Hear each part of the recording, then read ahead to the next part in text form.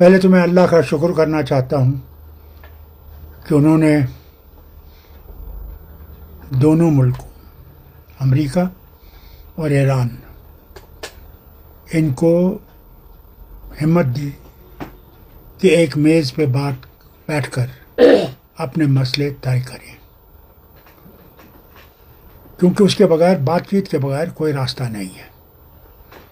لڑائی کسی چیز کا حل نہیں ہے، نہ کبھی ہوا ہے نہ کبھی ہوگا۔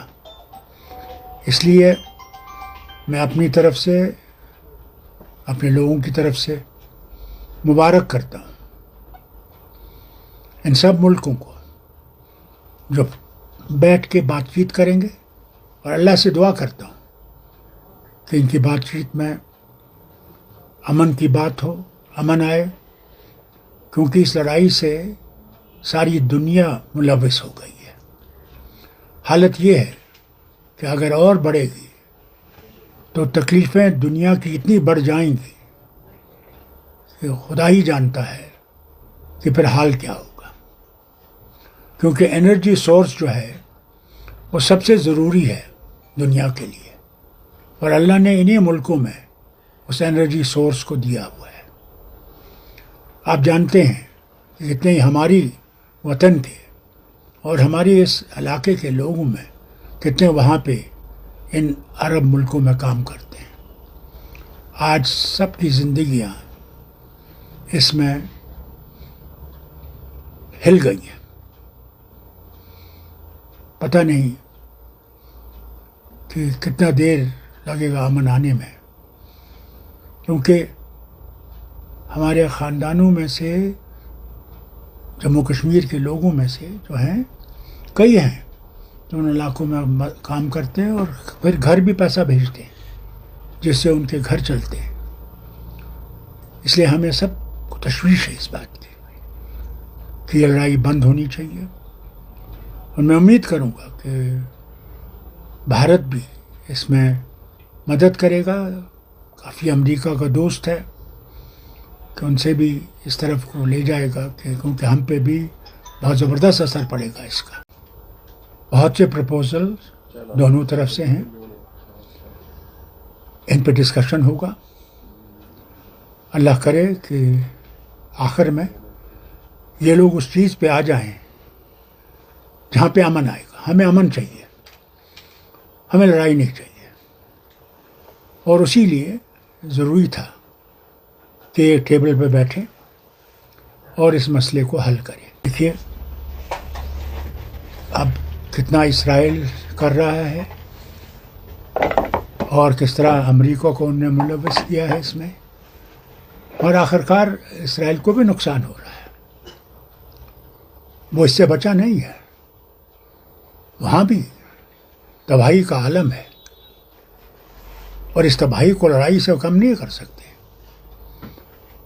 اور کب تک یہ چلے گا؟ مجھے ایک بات بتائیے، کس لڑائی نے فائدہ دیا ہے؟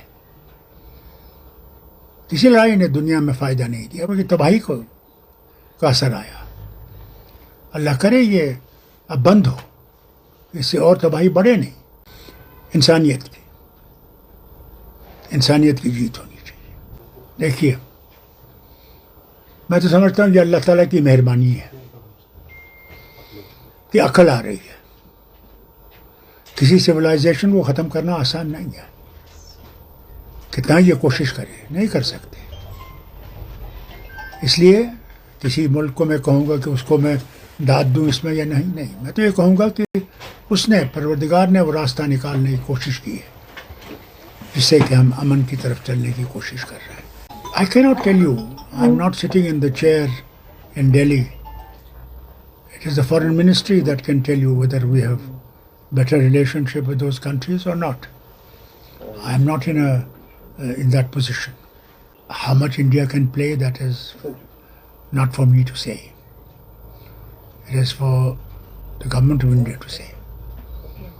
Unfortunately, they took the first step, which was wrong. For ages we have been supporting Palestine cause, which is a just cause. Suddenly we switched, which does not augur well قرآن ہے.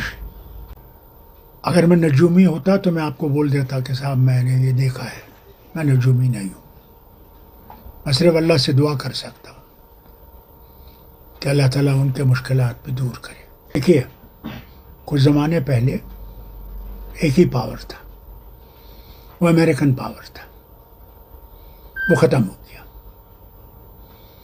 اب چائنا بھی ایک power ہے اور Russia بھی ایک power ہے.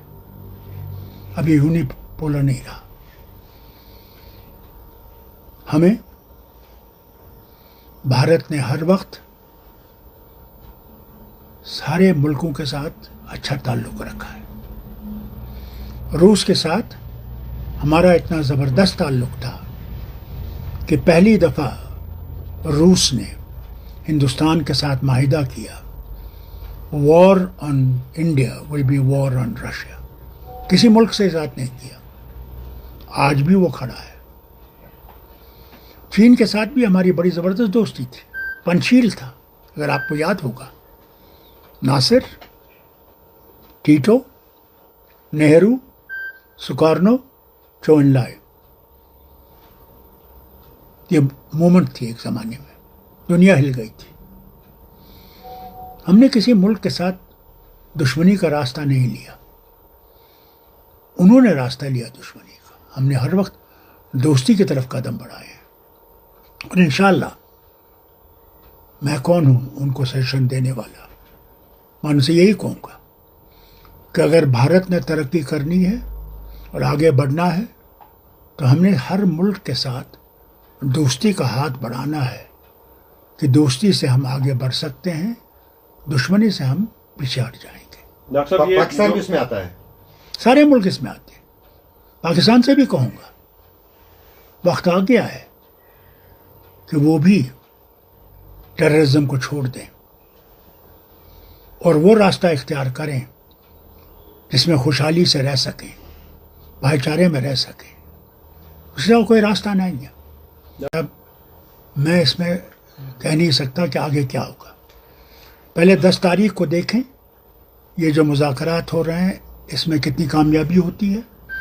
اگر اس میں کامیابی ہوئی تو میں سمجھتا ہوں پھر لڑائی کا کوئی مقصد نہیں رہے گا.